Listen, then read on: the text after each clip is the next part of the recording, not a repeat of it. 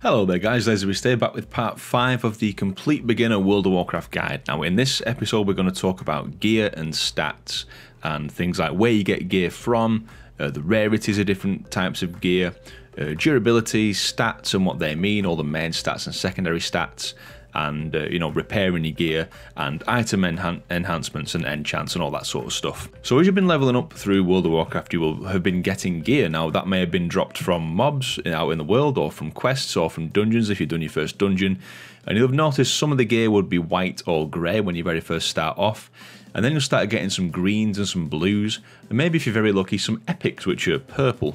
Now all gear in World of Warcraft has a rarity sort of rating, and it starts off, the worst gear is grey, which you never want to use grey gear unless you're very first starting off. Then it goes to white, and then it goes to green. Now it goes to green because that's uncommon, and it starts getting stats on it when it's green.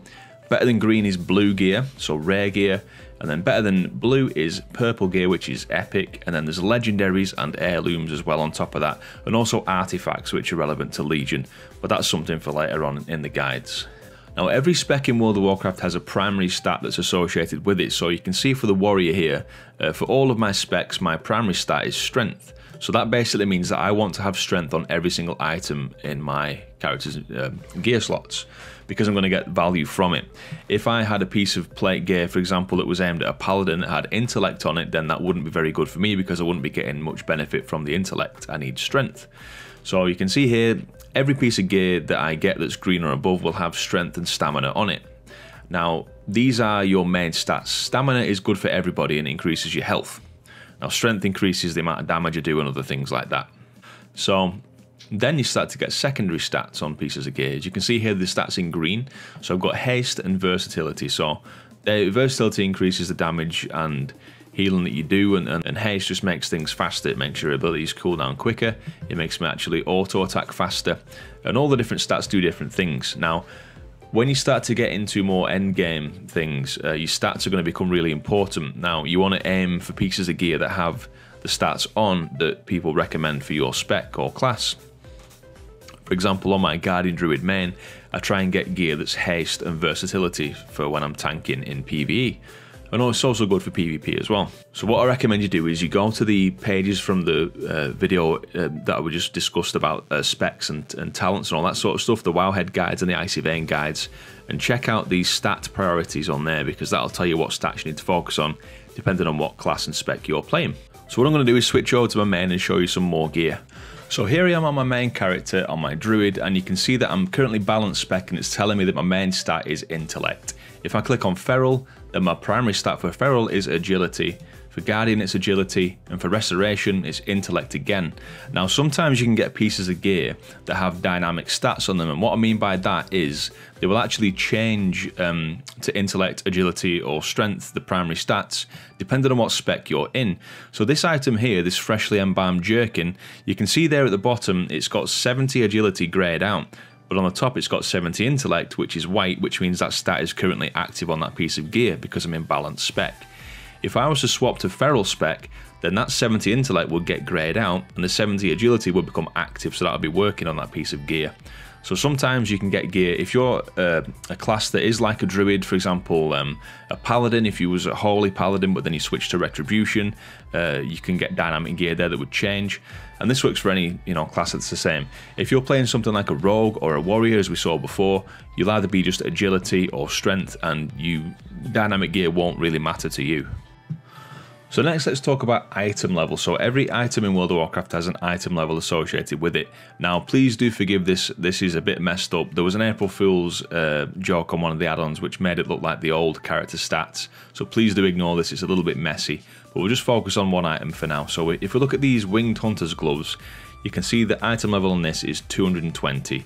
Now you get an overall item level based on all your pieces of gear, which you can see here for me it's 214 equipped, and this number on the right is 219 for overall. So it does count the gear that's in your bags. So if I was to change specs to my, for example, tank PvE, then you can see my item level has gone up to 218. Now for balance PvE, my item level is lower. Now item level, the harder content you do, basically the higher item level gear it will reward.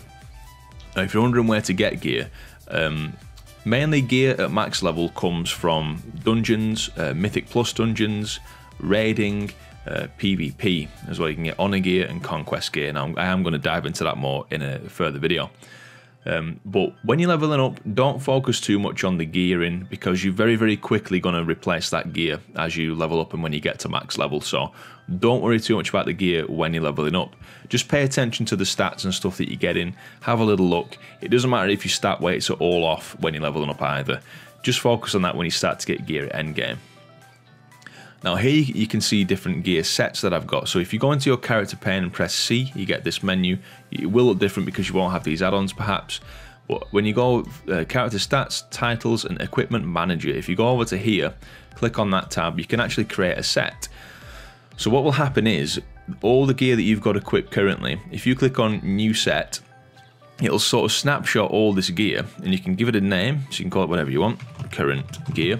But you can see here I've got a set for tanking, a set for doing damage and balance in PvE, a resto set for when I want to heal, an intellect PvP set for when I want to do PvP, a tank set for when I'm tanking rated battlegrounds. So you can make whatever sets you want. Now this just basically makes switching out gear nice and easy and quick, so you don't need to keep on rooting through your bags and clicking on what you want to do. If you get a new belt, for example, and you may have like 5 different belts in your bag, a quick way of finding them rather than looking in your bags for it is click on these little tabs here when you're on the equipment manager tab, and you can see all the belts that you've currently got in your bags and quickly swap them out. This also works if you put some pieces of gear in your bank, and if you go into the bank, if you have the bank window open and the character panel open, it will also show here any items that you've got in your bank, and you can click on all these different tabs and swap gear out nice and easily. Now, if you go over a piece of gear in your bags, you can see that it just shows the stats for that. But if you press shift, it will compare the item that you're hovering over in your bags to the item that you've currently got equipped, so you can see if it's an upgrade or not. So here you can see if I press shift, I've currently got the Vicious Surge Face Guard equipped, and you can see that the stats are lower on the Eye of Fearful Symmetry. Now here this is a low level piece of gear. If I press shift on this, you can see the stats are way lower, minus all those stats, so you wouldn't want this equipped. And to equip gear, I should have mentioned this at the start, but you can just right click on it and it will equip that piece of gear, so I want to put that back on. So gear does have durability. Now durability is basically when an item can become damaged as you die, or it gets damaged over time anyway, but if you die, your items take a bigger hit to durability, and also if you resurrect a spirit healer, your items take a really big hit to their durability. Now you can see there the number for this item, durability 55 out of 55. Certain pieces have higher durability. You can see the weapon there has 120 out of 120. It doesn't really matter about the level of durability, but what you do want to do is pay attention to when you need to repair. So if your gear is damaged, there will be a little icon that appears on this side of the screen, which is a little sort of body map, and it will show you which pieces of gear are really damaged. When they start to get quite damaged, it'll be yellow. If a piece of gear loses all of its durability, it will show 0 out of 145 for this item, for example, and you will not gain any benefit from that piece of gear, so you must go and repair it as soon as possible. What you want to try and avoid is getting into a dungeon run and starting that dungeon off with low gear durability, and then if you have a wipe partway through that dungeon, your gear's all broken, and you have to hearthstone out and go and repair. You want to avoid that at all costs. Now to actually repair your gear, the best thing to do is go to a vendor. Now most vendors have a repair option available. If you see this vendor here, for example, she's just got the bag icon. If I click on her, she doesn't actually have the repair option available. Now what you want to look for is this. If you can hover over an NPC that's got an anvil icon, that will mean you can repair them. So if you click on them, and you can see the hammer there to repair an individual item, but you never really want to do this, unless you're thinking of selling something on the auction house, because you can repair one item individually, and to sell something on the auction house, it does have to be fully repaired. But there we go, you can click on repair all items, and that'll repair everything in your inventory and on your currently equipped character. I should also tell you about bind on pickup and bind on equip items. So most items that drop from dungeons and raids are going to be bind on pickup, and the gear that you get from PvP as well, it will be bind on pickup, which basically means that as soon as you loot that item, you cannot sell it to another player. In some situations you can trade it to another player. If for example you do a dungeon with 5 of your friends, well 4 of your friends, and a piece of gear drops that your friend can use, say for example you both wear leather gear, You can, within 2 hours, trade that piece of gear to your friend if he needs it, if it's not an upgrade for you. Bind on equip gear, however, like this for example, it will say on the tooltip, binds when equipped, so you can sell this or gift it or mail it or put it on the auction house, whatever you want to do, you can give this to another player. Now there's no time limit on this, it just is what it is. If you were to equip this gear, it will give you the little warning. Oh, hang on a second.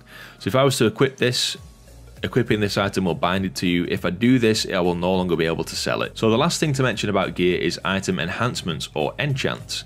Now you can see here that this piece of gear says it's got its stats already, but then it says at the bottom enchanted, plus 20 stamina and plus 30 avoidance. Now there's many different enchants that you can get for your gear, and as well on the class guides and the spec guides that I did mention earlier, it will say the recommended item enchants for your spec and class. So these come from different professions. The enchants come from enchanting, obviously. Now you can either learn this yourself or you can buy enchant scrolls off the auction house or from a fellow player. So here we are at the auction house. Now if you go to this tab, item enhancements, then you can actually select the slot that you want to choose it for. So if you go for weapon here and search, it'll come up with loads of different item enchantments. Now these are all enchants. Now you can see there on the tooltip exactly what these weapon enchants do, and you can also see that it cannot be applied to items higher than level 50. Now this does depend on the enchant, so if these are all like old world enchants, Celestial Guidance for example is a current Shadowlands enchant, so that can be applied to your weapons when you get to max level if you wanted Celestial Guidance. And you can see there it says requires level 50, so you don't need to be max level to do this, you can use this as soon as you get a weapon that's level 50 or above. Now, item enhancements aren't just from enchanting, so you can see if you go on legs, you can get things like leg armor. So these are made by either leatherworkers or tailorers, and they have a similar effect to enchants. Now you may be wondering about legendaries that I mentioned before. Legendaries are obviously very exciting things, but they've taken different forms over the different expansions. So for the first few expansions, they were super rare items or items that were really difficult to obtain, either through crazy quest lines or just very low drop chances. Now you can see here legendaries, this is an example from Burning Crusade, the Warglaives of Azeroth. Now they've got an orange text and you can see there where they come from. So these just simply drop from Illidan Stormrage. Very low drop chance, so you've got to be quite lucky to get these. Now these aren't useful today, the only thing they are useful for is wielding, and because they look really cool, you know, you can just show these off. Now I found this by going in the dungeon journal and going to, you know, through to Black Temple and going through the bosses there. Now I'll dive more into this when we talk about dungeon runs in another video. Legendaries today take on a different form. So in Legion, we had what we referred to as Legendaries, and these were low drop chance items that came from a lot of different sources in the world. You could get them from PvP, killing random mobs out in the world, from dungeons, from raids, you could get them from all sorts. And you could wear one at a time, and then it changed so you could wear two at a time. And we currently have a different system for legendaries in Shadowlands, so you actually make your own legendary and you go out in the world and find the power that you want to, and then you can actually craft your own legendary. Now I do have a video guide on that if you're curious, and I will link it in the description below. If you've already got yourself to level 60 and you're wondering how to get legendaries, that'll be a good video for you. We've also got artifact weapons. Now these actually came from Legion. You can see that the text is slightly different, it's more of like a light orange colour or like a yellowy colour. Now these were weapons that were specific to the Legion expansion, which you can use them after, but the effects from them are no longer active. You can see there the blue text, it says legacy item effects are inactive. So you can go back and collect the artifact appearance and the weapons and use them while you quest through Legion leveling if that's what you choose to do. I do recommend that you go and get them because they are really cool, and you can unlock the appearances for them, and you can unlock different tints for them as well and different styles. So it's really quite a cool system, but not really relevant to today. It's only for more of a cosmetic side of thing. And then lastly for gear, we've got Heirlooms. So these are items that you can actually just buy from a vendor. They cost quite a lot of gold, and they used to give you an XP bonus as you leveled up. But now they just give you stats and bonuses to your rested XP for when you're leveling. So still quite nice for levelers. Not something you should be too concerned of first time leveling, but for any returning players or people that want to just level up now, Heirlooms are still recommended to use if you can afford them or if you've already got them. So guys, that wraps up this video all about gear and stats. I hope that's helped and I hope you've learned something from this. If you have enjoyed this video, do consider subscribing and leaving a like on it down below. Any more questions, just ask me in the comments and I'll be more than happy to help you and get back to you. And again, if you're brand new, or if you know someone else that's new and just started, please do share this video to those. I do really want to help people. This game is quite daunting when you first start, and I don't want people to be put off by it. I want people to keep on playing and learn and not feel overwhelmed. So, thanks for watching, guys. I've been LazyBeast, and I'll catch you in the next video. Now, what I'm going to do in the next video is do a dungeon run and treat it as if it was your first dungeon and tell you, you know, what's going on, what to think about, and give you some tips. So I hope you enjoy that, guys. Thanks for watching. I've been LazyBeast, and I'll catch you next time.